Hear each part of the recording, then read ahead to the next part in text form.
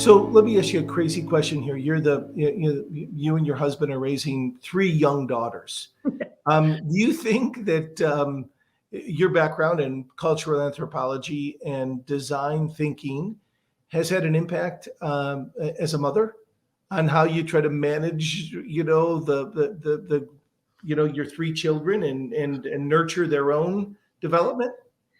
Yeah, I mean, absolutely. I mean, I try to really hold on to the creative spark that I think we all have Yeah. within us as children.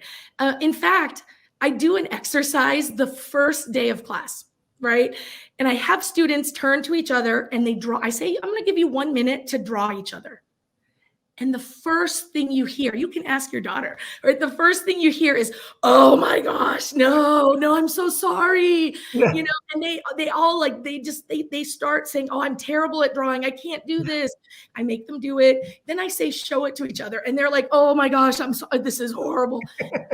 And they show each other. And then I say to them, when did you learn to fear putting things out into the world? When did you learn to fear the judgment of others?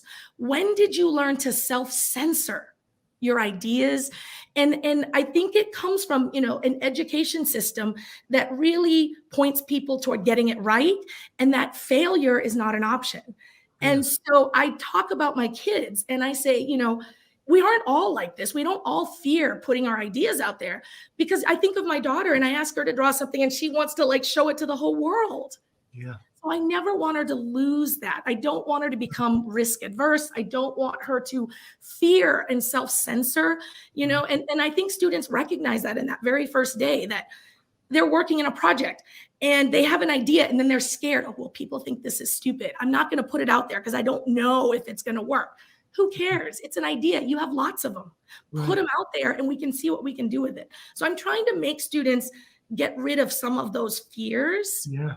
and really open up their creativity because it's a muscle that we have let atrophy, that we have said this is the domain of just creative people, Right. instead of understanding that we all have it in us and we can exercise and flex that muscle. So I think as a mother, I try to keep that alive because the creative adult is really the child that survived.